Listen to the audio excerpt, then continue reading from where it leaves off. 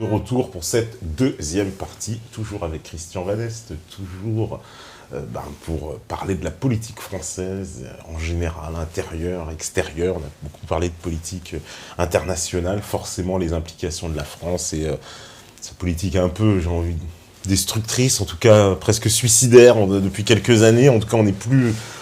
On se demande qui est le pilote dans l'avion, en tout cas de la politique étrangère. Et d'ailleurs, je rappelle que même des diplomates français se sont révoltés contre la politique menée par le Quai d'Orsay, en disant la France n'a plus de politique, nous suivons bêtement en fait tout ce que nous dit de faire Washington. Et voilà, la politique de la France n'est plus une vraie politique, en tout cas étrangère. Et on a parlé de l'Union, évidemment, européenne. Et il y a justement, alors ça me permet de faire le lien entre quelque chose qui concerne les politiques nationales et l'Union européenne, et cette fois de tous les pays européens, c'est le problème des migrants. Et c'est aussi un problème qui va être au devant dans la présidentielle. On sait qu'en Allemagne, il y a eu des élections, Merkel et la CDU se sont fait balayer, on peut parler de balayer, littéralement dans son fief d'ailleurs, voilà, dans le fief de Merkel. Il y a eu une autre élection locale récemment à Berlin où pareil, les résultats sont sans équivoque.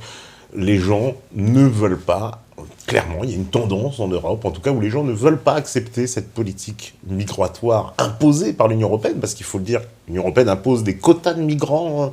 Alors, ils n'ont pas réussi à les mettre en place encore, mais en tout cas, ils ont bien dit, bon, bah voilà, on va répartir les migrants selon les pays de l'Union européenne. Des pays sont déjà opposés, on le sait. La Hongrie. La Hongrie, en tête de liste, évidemment. Hongrie, oui. Le fameux groupe de Visegrad avec la Pologne, la Slovaquie. Mais le fait que la Hongrie soit en pointe, c'est très intéressant. Ouais. Parce que c'est un pays qui a une profonde identité. Hein. Ouais. Vous savez que c'est un des seuls pays européens à ne pas avoir une langue indo-européenne. Indo-européenne, tout à fait. C'est une langue tout à fait originale et qui cultive cette originalité depuis... finalement qu'il existe. Ça ne les a pas empêchés de faire partie de l'Autriche-Hongrie, mais en revendiquant de plus en plus leur identité hongroise. Et ça pose le problème de l'identité. Ouais. Et du fait, nous étions partis tout à l'heure sur la question de la souveraineté. La souveraineté est indissociable de la démocratie. Pourquoi ? Parce que précisément, il faut bien qu'il y ait un peuple souverain pour qu'il y ait une démocratie. Oui, mais...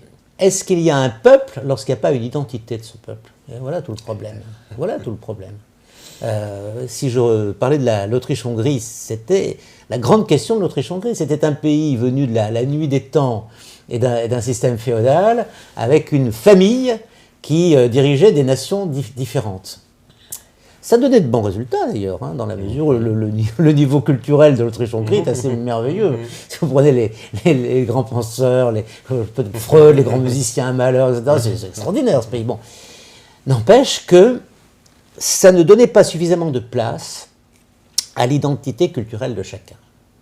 Les Hongrois ont conquis leur existence au même niveau que les Allemands, les Autrichiens. Il restait les Slaves. Les Slaves, ouais. Et notamment les Tchèques, qui ont aussi une profonde identité, une histoire merveilleuse, une très grande richesse culturelle, etc.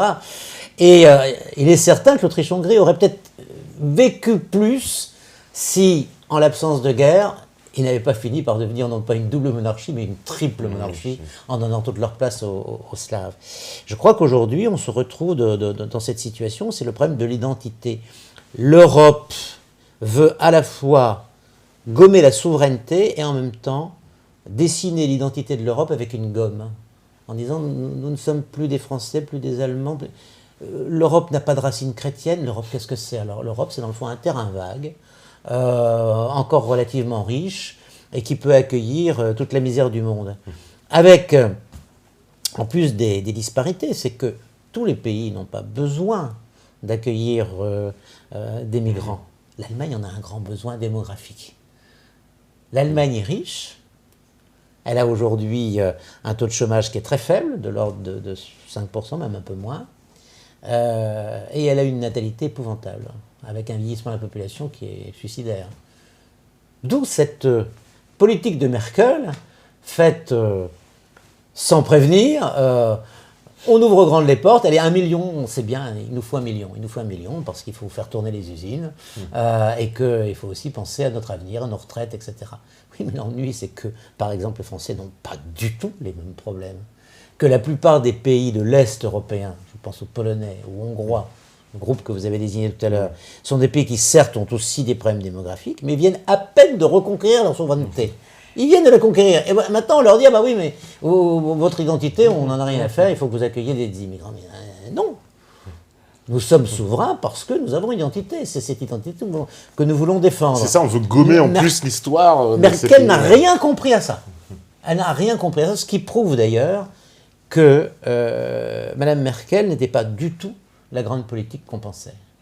Il y a un livre qui m'a beaucoup marqué sur l'Europe.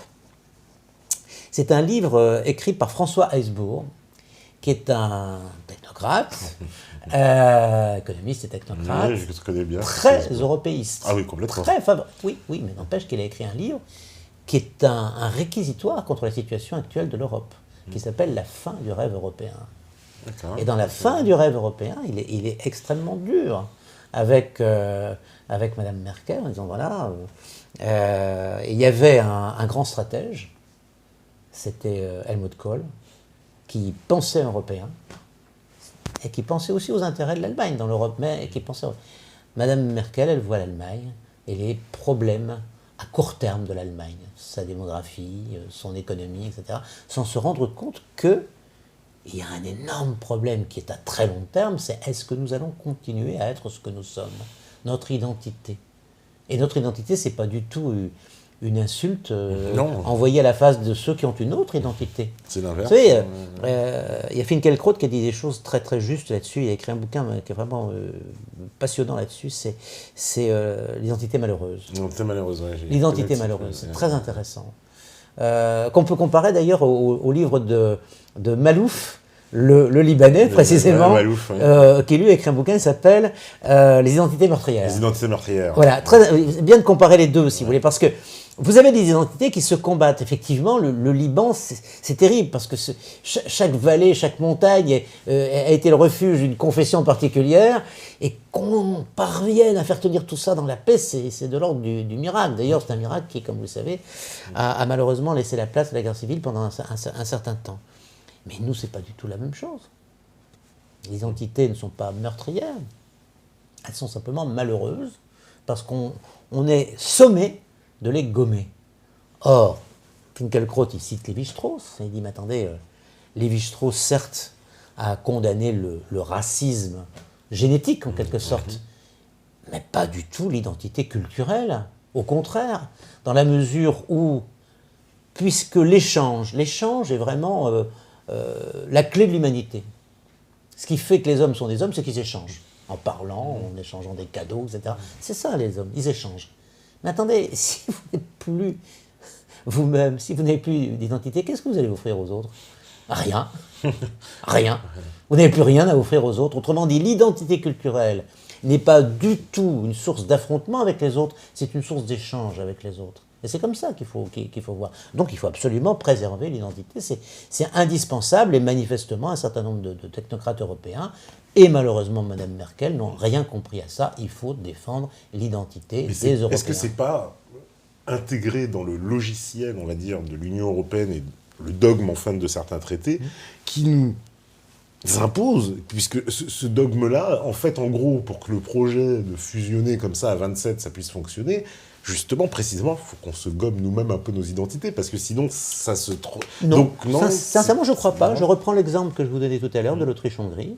Oui, mais dans l'Autriche-Hongrie, il y avait des malheureux. Les Slaves, ils étaient malheureux quand même dans l'Autriche-Hongrie. Et ils l'auraient été moins si on, précisément, leur aurait permis d'exprimer leur identité. Ouais. Et voilà. Alors, le problème, c'est que là, l'identité n'allait pas jusqu'à la souveraineté. Ouais. Puisque le souverain, c'était l'empereur, bon. Mais ça n'a pas de mauvais côté. À condition, toutefois, de laisser les gens être ce qu'ils sont.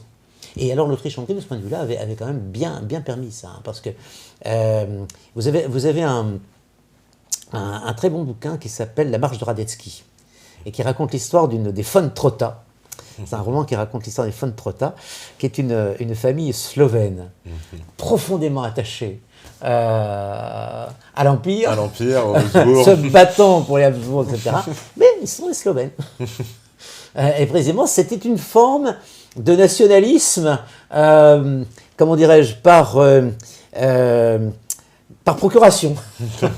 Voilà. C'est-à-dire, on a notre propre identité nationale et en même temps, on projette cette identité dans le souverain, qui les rassemble toutes, ces identités. Bon, c'était pas mal vu.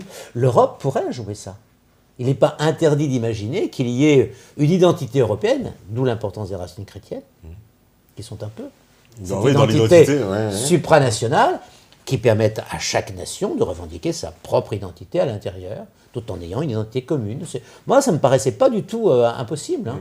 Mais on est mal parti, parce qu'à partir du moment où on dit l'identité des Européens, c'est de ne pas en avoir, c'est d'être dominé par une pensée universelle, que tout le monde peut admettre. Non. Vous savez, le patriotisme constitutionnel de Habermas, ça vaut rien, ça. Hein.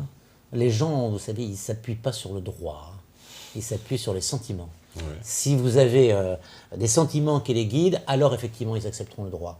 Vous n'imposerez pas le droit sans qu'il y ait une adhésion sentimentale, une adhésion spirituelle. Bah justement, par rapport à l'adhésion, parce que pour adhérer, parce que le projet quand même européen, dans sa finalité, c'est d'aboutir à un État européen, un fédéralisme total. Non. Non. Parce que jamais été favorable au fédéralisme, jamais. Non. Vous n'avez jamais été favorable à ça. Mais quand je dis ça, c'est qu'à chaque fois qu'il y a une crise en Europe, on entend des voix se lever nous dire s'il y a une crise, c'est parce qu'il n'y a pas assez d'Europe, il faut faire plus d'Europe, plus d'Europe. Alors ça, c'est gribouille. Hein, c'est gribouille. Hein. Il pleut, donc je vais me jeter dans le puits. Ça, c'est vraiment pareil. Je veux dire, j'ai jamais compris comment des gens intelligents pouvaient tenir un raisonnement aussi stupide. Bien sûr que quand vous suivez un chemin et que vous avez des difficultés, vous vous dites « je me suis certainement trompé de chemin ». Donc il faut revenir en arrière et essayer de roser. Je vous parlais de Hesbaut. Oui, vous savez ce qu'il propose, Hesbaut? Non pas Hesbaut, mais Hesbaut. Il dit il faut en finir. Si on veut sauver l'Europe, il faut en finir avec l'euro. Car qu'il est aujourd'hui l'un des plus chauds partisans de la disparition de l'euro. Alors bien sûr, pas chacun pour soi. C'est-à-dire qu'il faudrait que tous les États décident en même temps, tous les États qui font partie de l'Euroland, décident en même temps de se retirer de l'euro. Et ça pourrait fonctionner, ça pourrait parfaitement fonctionner. C'est l'Allemagne qui va décider quand même, non? C'est pas ça? Ah, voilà, alors ça, oui. Non, parce que... Non, mais ce que vous dites est un argument qui va tout à fait dans mon sens. C'est qu'actuellement, on dit, oui, l'Europe, c'est l'Allemagne. Parce que... Ça n'est pas possible de continuer comme ça. Vous ne pouvez pas admettre ça. Voilà, la situation de l'Europe, clairement, voilà, on va pas résumer toute l'histoire de l'Europe, mais depuis 1989, l'effondrement du mur de Berlin, on a vu une Allemagne qui est revenue forte, on va dire qui revient sur la scène internationale, et aujourd'hui, en Europe, elle donne le sentiment de contrôler. Moi, je me rappelle du quinquennat de Sarkozy, où il nous faisait des propositions à 10h, à 14h, il y avait la réponse de Merkel, c'était 9, et c'était la position du gouvernement français à 16h. Et on a vécu ça tout le temps, et là, on voit... On a ce sentiment, c'est l'Allemagne qui dirige, et finalement, même en Europe, la France n'est qu'une espèce de suppléante de l'Allemagne, on est condamné à suivre la politique allemande, quoi, sans jamais pouvoir s'opposer à tout ce que les Allemands nous imposent. C'est une situation qui est d'autant plus grave que l'Allemagne a profité de l'euro pour augmenter la distance qui sépare son ère de prospérité des autres. Vous avez actuellement deux Europes, en fait. Hein. Vous avez l'Allemagne et puis ses satellites. Hein, c'est-à-dire les Pays-Bas, la Belgique aussi, en partie. De l'autre côté, la Pologne. La Slovaquie, qui est dans la zone euro, ce qui n'est pas le cas ni de la Pologne, ni de la Tchéquie. Ouais. Mais bon, tous ces pays-là ont quand même des relations privilégiées avec l'industrie allemande. Hein. C'est une sphère de prospérité. J'ai oublié l'Autriche. J'ai oublié l'Autriche. Bon. Et puis vous avez les pays qui sont à l'extérieur, notamment les pays du Sud, et la France. Ouais. Donc vous avez l'Italie, vous avez la France, vous avez le Portugal et l'Espagne. Ouais. Ces pays-là souffrent de l'euro, tout simplement parce que l'euro, au lieu de permettre ce qui était prévu, à savoir la convergence des économies, a au contraire augmenté la distance entre la sphère de prospérité germanique et puis les pays du Sud. Pourquoi? Pour une raison très simple. C'est que les pays du Sud, en général, rattrapaient leur déficit de compétitivité en dévaluant. Avec la dévaluation. Oui, on ne peut plus dévaluer. On peut plus dévaluer. Donc le gouvernement n'a plus aucune marge de manœuvre. Quand il n'y a plus de sous, il n'y a plus de sous. Et puis on est obligé... Donc ça, on ne peut pas continuer comme ça. On ne peut absolument pas continuer comme ça. L'euro a été finalement le sacre de la puissance allemande Les Allemands avaient très mal commencé, en fait, leur union, parce qu'ils ont été trop généreux avec l'Est. Oui. En faisant un marque unique. Et ils ont eu beaucoup de mal à régler le problème de l'Est. Et donc, pendant plusieurs années, les Allemands ont souffert. À l'époque où, d'ailleurs, on a pensé faire l'euro, Mitterrand, qui n'était pas très favorable à la puissance allemande. Oui, à la réunification. Il était même contre la réunification. Il était même contre, j'en avais parlé, il était contre. Ouais. Mais je pense que Mitterrand n'a pas pensé une seconde au risque que pouvait présenter l'euro, dans la mesure où l'Allemagne, à l'époque, n'avait pas cette puissance, et même avait une difficulté monétaire en raison de l'absorption de l'Est. Il n'a pas du tout vu arriver le coup, ce qui fait que maintenant, on est dans une situation dont il faut absolument sortir. Parce que l'Allemagne, va accroître son avance sur nous. Nous n'avons pas les moyens, pas de dévaluation, pour la rattraper. En plus, l'Allemagne a un énorme problème démographique. Ce qui fait que l'Allemagne va continuer à avoir des besoins de main-d'œuvre et va se dire, je vais faire venir des immigrés.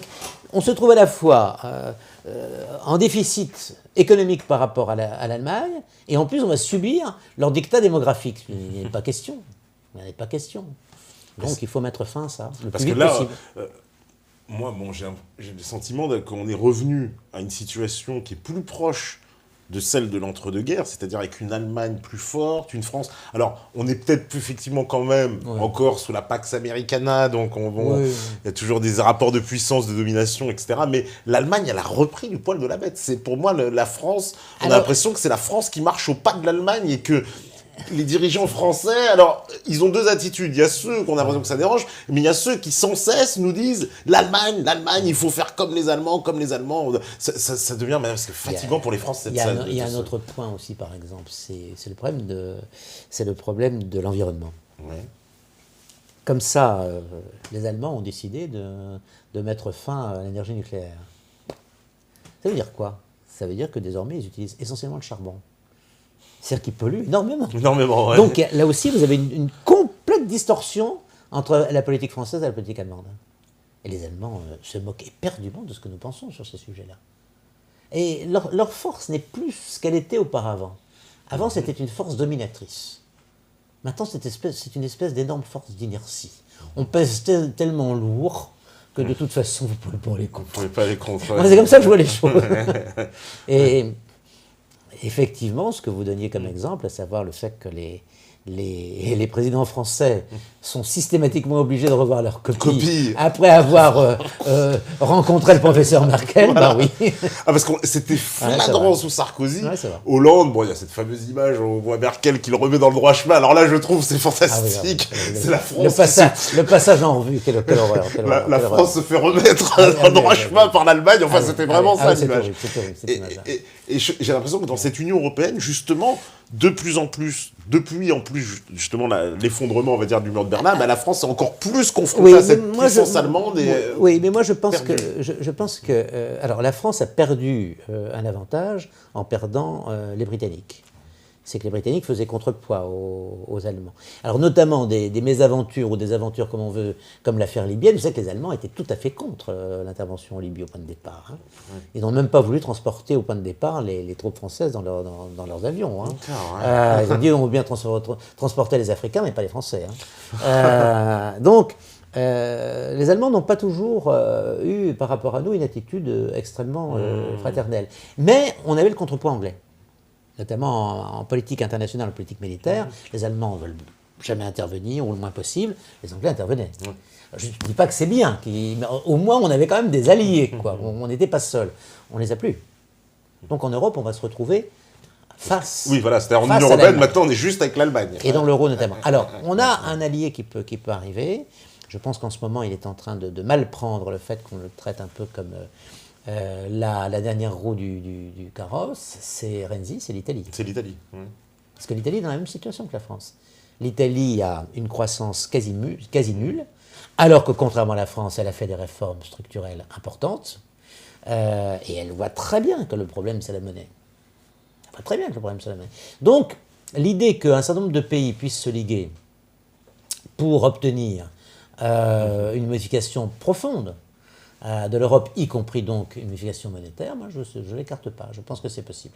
C'est possible parce que les dogmes justement de l'euro, on a l'impression que dans l'Europe, on a vu que l'euro, effectivement, avait poussé à bout certains pays. On a vu ce que ça donnait en Grèce, on a vu en Italie, on a vu en Espagne, au Portugal, où on leur a imposé des plans d'ajustement structurel. Mais la Grèce, c'en est presque une honte, la Grèce, franchement, ce qui s'est passé en Grèce, le cas de la Grèce. C'est affolant.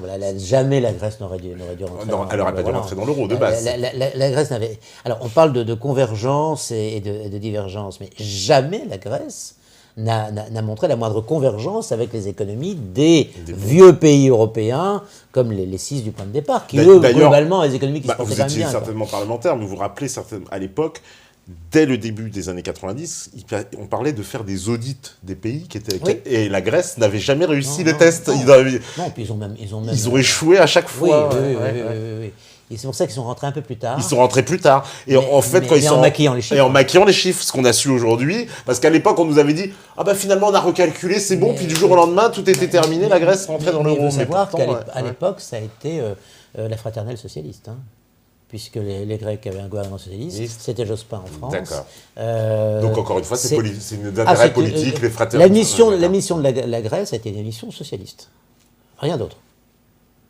Et les gens savaient très bien, n'importe quelle politique sérieuse savait très bien que la Grèce ne pouvait pas. Ne pouvait pas rentrer dans l'euro. Parce qu'il me semble bien, à l'époque, quand on avait lancé justement ces fameux grands audits des pays pour savoir qui pourrait rentrer dans l'euro ou pas, finalement, les pays qui étaient le plus en difficulté, alors la Grèce évidemment, mais même l'Italie, l'Espagne et le Portugal avaient été pointés du doigt comme étant limite et ne pouvaient pas rentrer dans l'euro. Et ça s'est vérifié ensuite. Et ça s'est vérifié, tout s'est vérifié. Alors l'Espagne est en train de remonter la pente avec des réformes considérables, mais vous voyez bien que, elle n'a toujours pas maîtrisé son chômage, qui est toujours... Il a baissé, hein, ils ont obtenu des résultats importants. Hein. Enfin, il est toujours au-dessus de 20% quand même, hein, ce qui est énorme. Bon. Et ensuite, l'Espagne connaît, en raison de cette situation sociale difficile, une situation politique qui n'est pas non plus stable. Bon, parce qu'il n'y a pas vraiment de gouvernement. Il n'arrive pas à réaliser un gouvernement parce qu'il n'arrive pas à faire une majorité. Il n'y a pas de majorité, voilà. Le gouvernement a de bons résultats, donc un certain nombre de gens votent pour lui, ce qui fait qu'il gagne les élections. Il y a aussi tellement de gens qui souffrent en Espagne qui votent pour l'opposition, et pas forcément pour l'opposition du PSOE, qui a été tellement désastreux lorsqu'il était au pouvoir que maintenant les gens votent plutôt pour Podemos ou pour les régionalistes, etc. Enfin bon, c'est la dispersion. Oui, parce que... Alors, justement, ça me permet de faire une transition, le régionalisme, parce que l'Espagne est confrontée à un problème avec la Catalogne, c'est très très important, la Catalogne qui réclame son indépendance.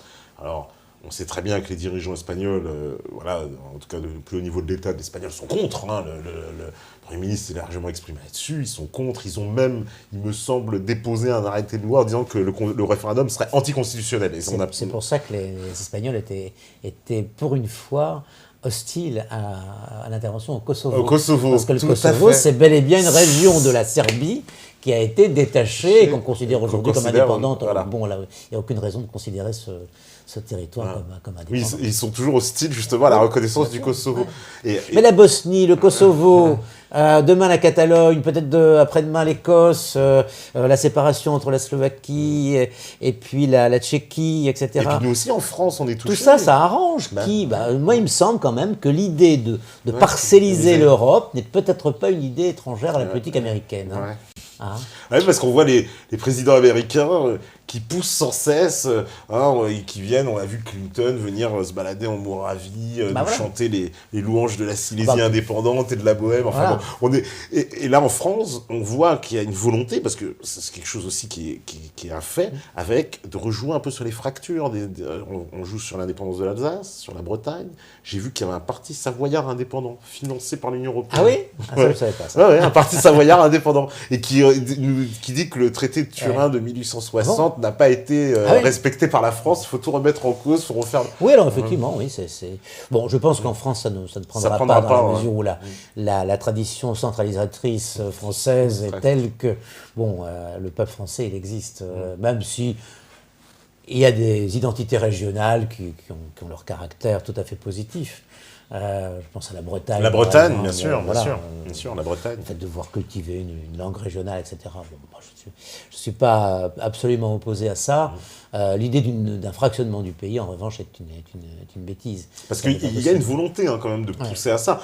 Petite anecdote, moi quand j'étais en Bretagne, c'était il y a quelques années, il y a 2-3 ans de ça, 3-4 ans, j'ai fait une grande tournée en Bretagne à l'époque, et on nous avait distribué à Rennes une petite carte postale sur laquelle on voyait la France coupée, séparée de la Bretagne, avec 2 petits drapeaux, donc un petit drapeau français côté France et un petit drapeau côté breton, avec une petite bulle qui partait de la France qui disait « Youpi » et une petite bulle qui partait de la Bretagne qui disait « Youpi ». Et alors, un slogan, et là c'est quand même magnifique, évidemment, pas un slogan en armorique, mais un slogan en américain, « We have a dream ». Ça s'invente pas. Et c'était des cartes postales qui étaient distribuées comme ça dans la rue. Et donc on a trouvé ça très très étonnant, quoi. Alors c'est en plus avec ce slogan américain, mais qui avait une volonté, encore une fois, d'implanter quand même l'idée d'une séparation de la Bretagne de la France. Moi je crois que les États-Unis ont depuis très très longtemps une hostilité profonde contre les grandes nations européennes. Parce que les grandes nations européennes ont fait pendant très longtemps de l'ombre aux États-Unis, et que moins il y en a, mieux ils se portent. Surtout que les stratèges américains n'hésitent pas, quand on va s'intéresser, Brzezinski le dit, il ne faut pas qu'il y ait en Europe une puissance émergente. Il faut qu'ils soient tous vassaux et qu'il y en ait pas un qui lève la tête. C'est la raison pour laquelle la politique américaine est aussi anti-russe. Il n'y avait aucune raison que les Américains réveillent la guerre froide comme ils l'ont fait, en bloquant systématiquement toutes les volontés russes. C'est le cas en Syrie, c'est le cas en Ukraine, etc. etc. Bon, que voulait Poutine ? Poutine voulait créer une union euro-asiatique. C'est-à-dire qu'il voulait recréer une sphère d'influence russe, économique. Et donc il a créé des liens économiques avec notamment le Kazakhstan, qui reste très lié à la Russie, avec la Biélorussie de l'autre côté, etc. Il est évident que ça ne peut fonctionner qu'avec l'Ukraine, qui appartient à la Russie depuis le XVIIe siècle, le XVIIe, XVIIIe siècle. Bon, beaucoup d'Ukrainiens sont en fait des Russes, on s'en rend bien compte avec ce qui se passe dans l'Est de la Russie, qui a eu des dissentiments profonds, notamment en raison du massacre commis par Staline, de cet épouvantable génocide par la faim, ce qu'on appelle l'Holodomor, qui s'est produit. Bon. On comprend que les nationalistes ukrainiens aient une profonde amertume de tout ça.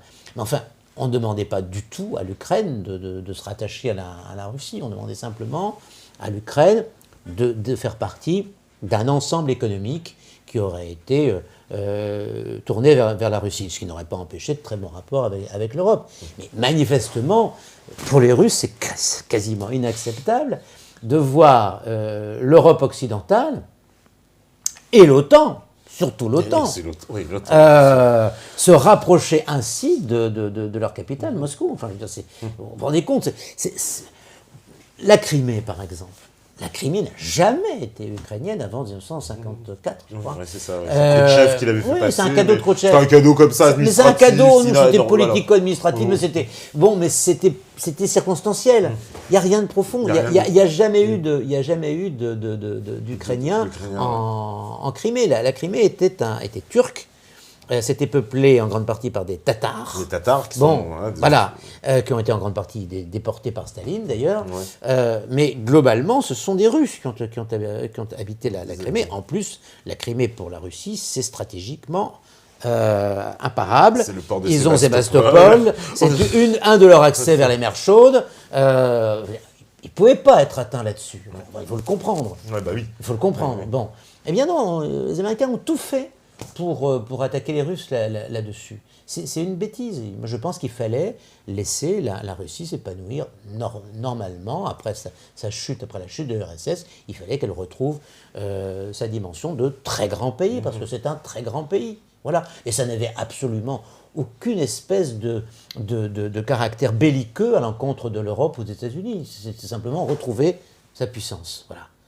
non, Alors que là, la on a situation gagé ça. en Ukraine, Maintenant, c'est la guerre. c'est la guerre et on s'est coupé.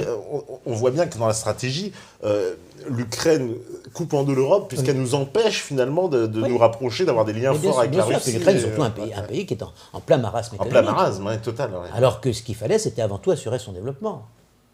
Et l'idée d'un développement dans une sphère de coprospérité euro-asiatique, comme le voulait Poutine, c'était à mon avis une très très bonne idée. Ça n'aurait pas empêché, bien sûr, les Européens d'avoir d'excellents rapports aussi avec cet ensemble. Parce que là aussi, en Ukraine... On voit d'ailleurs mal ce que les Américains viennent faire dans cette affaire. Ouais, voilà. Quand je vois Kerry ou autre débarquer à Kiev et commencer à dire ce qu'ils pensent, qu'est-ce qu'ils viennent foutre là, franchement? Oui, parce qu'en plus, il y a eu les fameuses conversations de Victoria Nuland, donc là, c'est la secrétaire d'État à la sécurité, qui déclare « fuck Europe », en fait. Ils sont sans embâche, les Américains, finalement. Ils ne prennent pas aucune passade. Moi, j'ai entendu aussi un discours de Brzezinski, je le dis pour les gens comme ça, mais il le dit clairement devant la caméra. Il dit nos vassaux européens feront ce qu'ils Il a veulent. employé ça. Nos vassaux européens. Non, parce que pour moi, tout est dit. Les vassaux européens. Mais Brzezinski veut véritablement la destruction de la Russie. Il voulait. C'était l'objectif de parce que la Russie était pratiquement le seul pays dont la dimension et la puissance, les ressources énergétiques, etc., la puissance militaire, pouvaient en faire un rival aux États-Unis. Un obstacle. Un obstacle. Et d'où d'ailleurs les Américains aussi, qui parlent souvent de ce rapprochement entre l'Allemagne et la Russie qu'il faut absolument éviter. Il faut absolument, même quand on suit les déclarations d'un de leurs dirigeants, là, de Stratford, qui dit « Nous avons fait 2 guerres mondiales pour éviter le rapprochement de l'Allemagne et de la Russie, parce que il ne faut pas pour les États-Unis qu'il y ait absolument cet arrangement. » Oh là, oui, et après, on nous dit aussi qu'il ne faudrait absolument pas qu'il y ait un axe Paris-Berlin-Moscou. Que la France ne doit pas être, on va dire, elle doit rester dans le giron américain et ne doit jamais, en tout cas, peut-être même De Gaulle, on parle de le traité de l'Élysée, c'était un peu une façon de contourner les Américains, de se rapprocher de l'Allemagne. Et... Bon, les Allemands n'ont pas marché, en fait. Ils nous l'ont un peu. Ouais. Non, parce que les Allemands, depuis la dernière guerre mondiale, sont manifestement soumis aux Américains. Et ils leur doivent beaucoup aussi. Bon, le redressement allemand est en grande partie quand même l'œuvre américaine. L'œuvre américaine, oui. Et en plus, les Allemands ont des gros problèmes d'inconscient collectif quand même. Ah ouais, oui, toujours. Vous savez, les Allemands ont vécu un XXe siècle cauchemardesque. Cauchemardesque. Ils ont connu 2 crises, et ces crises pèsent toujours sur leur position actuelle. La première crise, c'est une crise monétaire, avec une inflation absolument gigantesque, d'où leur attachement à une monnaie solide. C'est une religion. C'est une religion. Le mark. Bon, alors ils ont accepté de passer à l'euro, mais à condition que l'euro ce soit. En gros, c'est que qui un mark. Ouais, c'est un mark, voilà. C'est simplement un mark. La BCE, elle est à Francfort. C'est simplement un mark un peu moins cher que le mark, ce qui les avantage par rapport au franc, qui lui est un franc euro beaucoup plus cher que le franc. Voilà. Bon, enfin bref. Toujours est-il que ils ont cet inconscient monétaire, ils ont aussi l'inconscient racial, quoi. Le fait, l'épouvantable régime nazi leur a laissé l'idée qu'il ne fallait pas faire la guerre, qu'il fallait surtout pas envoyer des soldats à l'étranger, qu'il fallait évidemment respecter les autres minorités, les autres religions, les autres couleurs, tout ce que vous voulez, etc. Et faire le contraire de ce que faisaient les nazis, parce que, oh là là, mon Dieu, on a fait des choses tellement horribles qu'il faut faire oublier tout ça. D'où la position de Merkel dans les 2 cas, sur la Grèce et puis pour l'accueil des migrants. C'est 2 fois, il y a l'inconscient allemand qui parle, quoi. C'est la monnaie d'abord, et ensuite, bon, surtout faire oublier le mauvais esprit allemand qui a pu régner. Oui, parce que c'est vrai que c'est l'axe qu'elle avait donné en disant nous devons, comme une revanche de l'histoire, d'accueillir ces migrants, etc. Ce qui est complètement idiot, parce qu'il n'y a pas le moindre rapport entre protéger l'identité allemande, c'est-à-dire la façon de vivre des Allemands, la musique allemande, l'art allemand, et puis la volonté d'exterminer les Juifs ou de considérer les Slaves comme des sous-hommes, ce qui était le cas de Hitler. Ça n'a aucun rapport. Je veux dire, la position des nationalistes allemands jusqu'à la Seconde Guerre mondiale n'a strictement rien à voir avec Ce que peut-être un patriote allemand aujourd'hui qui dit, moi, je tiens quand même à ce que les fêtes de la bière à Munich, ça reste les fêtes de la bière, qu'il n'y ait pas un jour des musulmans qui viennent nous dire, attention, l'alcool c'est interdit, quoi. Bon, je prends un exemple extrême, hein, mais c'est un peu ça, quoi. Bon, je veux dire, parce que l'Allemagne, on a l'impression qu'on est presque punie, elle est obligée d'accueillir, donc voilà, des migrants. Bon, oui, il y a une sorte de flagellation. Ouais, voilà, c'est exactement. Oui, voilà, de flagellation, on se flagelle et il faut qu'on ne dise rien parce qu'il y a la Seconde Guerre mondiale et le grand amour, évidemment, de l'extermination qui traîne. Ouais. Il n'y a aucune raison. D'abord, ce ne sont pas les mêmes Allemands. La plupart des Allemands qui ont commis ces horreurs aujourd'hui ont quitté cette terre. Hein. Je pense maintenant. Oui, bien sûr. Cette affaire-là est terminée et qu'ensuite, encore une fois, il y a eu avant, pendant et après des tas d'Allemands qui étaient attachés à leur culture sans pour ça être des monstres. Comme il y a des Français qui sont attachés à leur culture et qui ne sont pas racistes pour autant. Ça n'a strictement rien à voir. C'est vrai, ça n'a strictement rien à voir. Parce qu'on essaie toujours de faire le lien. Alors les Allemands qui sont plus effectivement sous le joug d'une, on va dire, presque une juridiction particulière due à ce passé historique. Et eux, là, on voit un réveil quand même en Allemagne, parce que ce sont des partis dits nationalistes. Bien sûr. Alors ça fait très peur, bien sûr, parce que tout de suite, j'entends partout dans les médias, oh, laisse l'extrême droite revenir en Allemagne, l'extrême droite revient. L'alternative für Deutschland, voilà. À l'AfD, oui. L'AfD, voilà, qui, exactement. A du mal à percer, parce qu'effectivement, il y a en Allemagne une résistance contre ça. Alors que ça n'a rien à voir. Il n'y a aucun rapport entre l'AfD et puis les nazis. Le NPD. Alors, vous aviez, c'était différent, parce que là, le NPD, c'était à l'époque où il y avait encore des gens qui avaient connu la guerre 40, et si je me souviens bien, mais je ne jurerai pas, mais il me semble bien que lorsqu'il y avait des réunions du NPD, il y avait aussi d'anciens nazis qui y participaient, d'anciens Waffen-SS, choses comme ça. Bon, il y avait une continuité, quoi, hein, comme peut-être en France, à un certain moment, il y avait à l'extrême droite des gens qui avaient plus ou moins été pétainistes, choses comme ça, mais tout ça, c'est fini, ça n'a aucun rapport. Aucun rapport. Et le fait de défendre aujourd'hui l'identité culturelle n'a strictement rien à voir avec un nationalisme agressif. Je veux dire, nationalisme agressif, ça veut dire quoi ? Ça veut dire ce pays est inférieur, je vais l'envahir. Ça veut dire il y a dans ce pays inférieur des gens qui appartiennent à ma nation qui est supérieure, je vais donc envahir ce pays pour libérer les gens de ma nation. C'est ce que Hitler a fait en Bohème. Bon, voilà. On n'entendait pas ce genre de discours du tout actuellement. Oui, ça a complètement changé. Alors, mais sur cette question, alors justement, de l'accueil des migrants, on voit qu'il y a des divergences européennes profondes. Donc la Commission qui voudrait forcer l'accueil, l'Allemagne qui, par la voix on va dire de sa chancelière, mais évidemment de son gouvernement, elle ouvre les portes grandes ouvertes. On a une France, on a l'impression qu'on voudrait se conformer au discours idéologique, mais en fait, on sait qu'il y a des réticences absolues dans la population, puisqu'à chaque fois qu'il y a une réunion publique dans une mairie, là, elles sont toutes en plus publiques, filmées, on a des images de partout, ça se passe mal. Partout, clairement, il y a des tensions, les gens ne veulent pas entendre parler de l'installation de ces camps de migrants chez eux, etc. Et en plus, on a l'impression qu'on a un gouvernement qui se conforte à l'idéologie, parce qu'évidemment, il est dans cette idéologie pro-migrants, mais qu'au fond, il y a tellement de problèmes que... Il sait que c'est... Voilà, on a Calais à gérer, Vous avez trois choses. Vous avez celle qu'on a déjà évoquée à plusieurs reprises. C'est le problème de la souveraineté. Voilà une décision qui est prise sans que le peuple soit consulté. Premier point. C'est bien le peuple qui doit décider si il accueille ou non des gens qui ne sont pas de ce peuple, précisément. C'est ce que disent les Hongrois. Les Hongrois vont faire un référendum pour dire, voilà, est-ce que vous êtes pour, est-ce que vous êtes contre ce que nous impose l'Europe. Si les Hongrois disent, nous sommes contre, que va-t-il se passer? On va forcer les Hongrois? Non, on ne va pas les forcer. Simplement, le peuple hongrois aura montré qu'il y a encore une démocratie en Hongrie.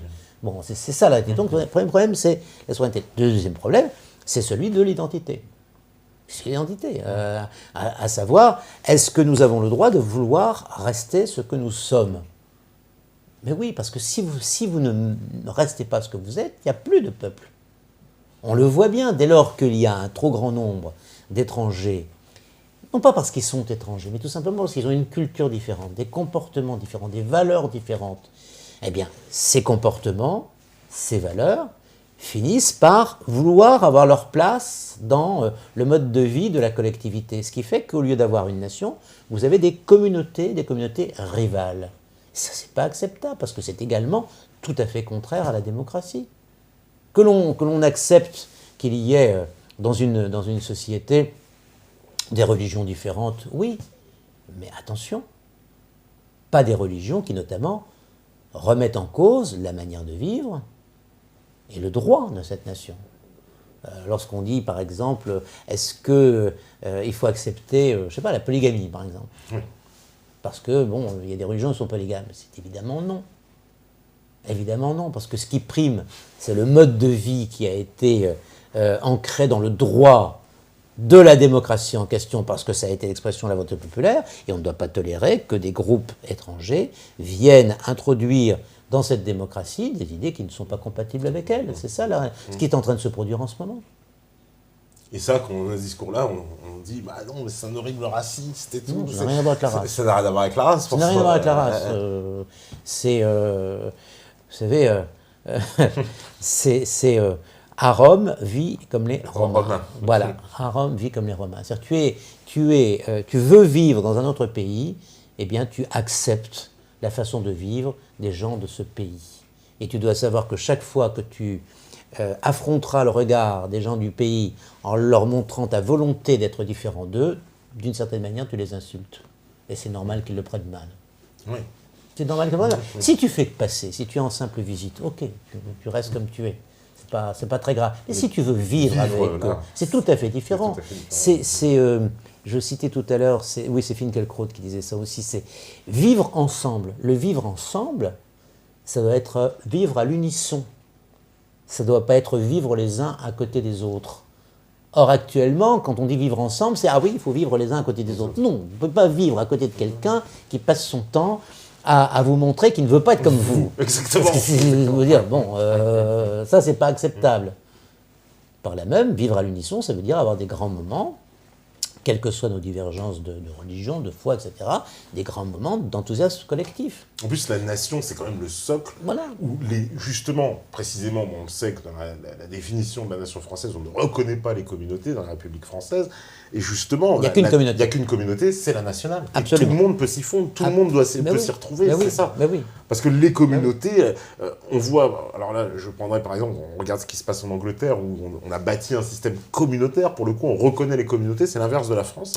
C'est une conception très différente. C'est une conception très différente. Vous remarquerez d'ailleurs que quand vous avez les compétitions de rugby, oui. On dit les 5 ou 6 nations. En fait, il n'y a qu'une nation française, mais il y a la nation galloise, la nation écossaise, et la nation irlandaise. Alors, ce qui est marrant, c'est que les Anglais, c'est une autre conception. Les Anglais n'ont pas la même conception de la nation que nous. Ça paraît évident, mais on voit bien que chez eux, donc le principe communautaire est très accepté. Mais personnellement, je connais un peu l'Angleterre. Moi, j'y vois toutes les dérives, parce que je vois des quartiers entiers communautarisés, je vois il paraît même que certains tribunaux acceptent la charia. Oui, il y a des tribunaux islamiques, des fois, dans certains quartiers. Tout à fait. Ça, c'est complètement... Pour moi, c'est tout à fait inacceptable. C'est tout à fait inacceptable, parce que ça tend à l'explosion du pays.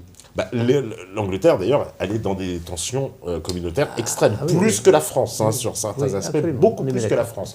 Donc, et elle a aussi ouvert les portes aux islamistes. Aux islamistes, oui, au nom de la parole. Alors ça, est-ce que ça pose pas un problème? Parce que la liberté d'expression. Oui, la liberté d'expression. Alors moi, je suis un grand défenseur, évidemment, de cette liberté d'expression. Je pense que c'est fondamental. Mais évidemment, elle a un travers. C'est que, par exemple, pour les Britanniques, au nom de cette même liberté d'expression, ils ne peuvent pas empêcher, comme on le sait, certains prêcheurs radicaux de s'exprimer et de déverser leur haine dans leurs prêches contre l'Angleterre, contre le monde occidental et autres. Mais au nom de la liberté d'expression, on est obligé d'accepter ces gens-là. Est-ce que là, c'est pas la limite, justement, du système démocratique occidental aussi? Alors, vous avez là des options extrêmement différentes. J'ai entendu dire que le leader du parti d'extrême droite néerlandais souhaitait l'interdiction du Coran. Oui, Geert Wilders, oui. C'est ça. Tout à fait. Ça me pose un problème quand même, parce que je me dis qu'interdire une forme de pensée ou un livre, ça me choque, parce que je pense que ce n'est pas en interdisant que l'on protège. Je pense même que d'une certaine manière, on victimise et qu'on renforce. Ouais, c'est la même chose, vous savez, pour la loi Guesso, par exemple. Ah, est-ce que c'est bien, est-ce que c'est mal? Celui que j'avais, c'est Bruckner. C'est Bruckner qui avait dit, très justement, Pascal Bruckner, qui avait dit, moi je suis plutôt contre, parce que précisément, la vérité n'a pas besoin d'être protégée par la loi. Elle doit savoir se défendre toute seule. J'avais trouvé ça très juste. C'est pour ça que, par exemple, à l'égard des prêches ou des formulations de la religion musulmane, moi je pense qu'il faut les laisser libres, tant que ça ne tombe pas dans ce qui doit être limité par la loi, à savoir l'injure, la diffamation et bien sûr la menace de mort ou de sévices. Ça. En revanche, développer des idées, bon, pourquoi pas? Moi, ça ne me choque pas, d'autant plus que plus on répandra ces idées, plus elles paraîtront comme ce qu'elles sont, c'est-à-dire complètement stupides. Oui, mais il y a des gens qui adhèrent, c'est ça. Est-ce que c'est pas dangereux de voir des jeunes adhérer à ces idées? Parce que, enfin, on peut s'inquiéter. Récemment, il y a eu des jeunes de 15 ans là, qui se font arrêter. Il y en a eu des vagues. Enfin, attention. Si on dit c'est interdit, encore une fois, vous allez renforcer. Parce que vous victimisez, vous renforcez. Et en plus, c'est interdit, donc on n'en parle pas. On n'en parle pas. Par exemple, vous êtes à l'école, mais vous n'en parlez pas. Surtout, vous ne parlez pas de ce sujet. Moi, je pense qu'il faut au contraire en parler. Attendez, est-ce que vous croyez réellement que cette conception des choses est intelligente? Est-ce que vous croyez réellement qu'elle est compatible avec notre façon de vivre? Et si votre réponse est non, les gens se diront oui, dans le fond, ces idées ne sont pas intéressantes, mais on en aura parlé. Je pense que c'est bien préférable. Moi, je pense qu'il faut au contraire encourager tous les gens à lire le Coran, à lire les hadiths, et à se dire ah bah oui, dans le fond, c'est quand même une religion qui est très très liée. C'est quand même une religion qui est très très liée à une certaine époque assez lointaine, à une façon de vivre qui n'est pas du tout la nôtre. Et par là même, est-ce que l'on doit s'intéresser beaucoup à cette forme de pensée dans notre société et lorsqu'on cherche à vivre dans cette société? Je pense que la plupart des jeunes seront convaincus que non. Oui, mais s'il y a quand même pas mal de jeunes qui sont aujourd'hui séduits par ces idées, qui, voilà, en France, Parce qu'ils ne les connaissent pas. Je suis persuadé que la plupart ne les connaissent pas. Quand vous entendez dire qu'un type a été radicalisé en 8 jours ou en 15 jours. Oui, ça c'est des fois des blagues. Mais faut pas croire une seconde qu'il a lu les sourates du Coran et les milliers de hadiths qui l'explicitent. Non, bien sûr, mais attention.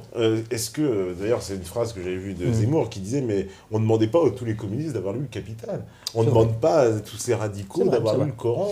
C'est vrai, mais je pense que vous avez raison. Vous avez raison, mais on est dans une société qui a des moyens de formation et d'information qui sont supérieurs à toutes celles qui l'ont précédée. Je pense qu'il faut en profiter, il faut en parler. Il ne faut pas hésiter à dire certaines choses. Vous êtes pour qu'on ouvre un débat sur l'islam avec justement tous les musulmans, c'est-à-dire y compris justement ces gens qui ont des prêches, etc., mais qu'on puisse parler. Moi, je vais vous dire, quand j'étais parlementaire, j'ai systématiquement été rendre visite aux musulmans, notamment pour les 2 Aïds.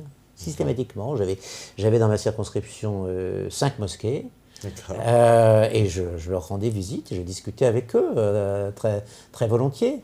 Et je pense que ça facilitait beaucoup les choses. Et encore une fois, ils savaient très bien que je suis chrétien, que je n'ai pas la moindre... Parce qu'il y a des liens obscurs quand même en France. On sait qu'on a cette loi de 1905, la laïcité, mais il y a toujours des liens un peu, on ne sait pas, troubles entre l'État et les religions. Je dis ça parce qu'au travers de la construction justement de mosquées, ça a été montré, il y a l'auteur là, le livre noir de l'islam en France, qui montre les rapports entre effectivement les mairies et les... C'est le clientélisme, attendez, c'est ça, c'est terrible. Moi, j'allais voir les musulmans tout en sachant très bien qu'ils étaient très peu à voter, que beaucoup n'avaient même pas la nationalité française d'ailleurs. Pour moi, c'était simplement une façon de montrer qu'ils étaient considérés comme les autres habitants de notre pays. Voilà.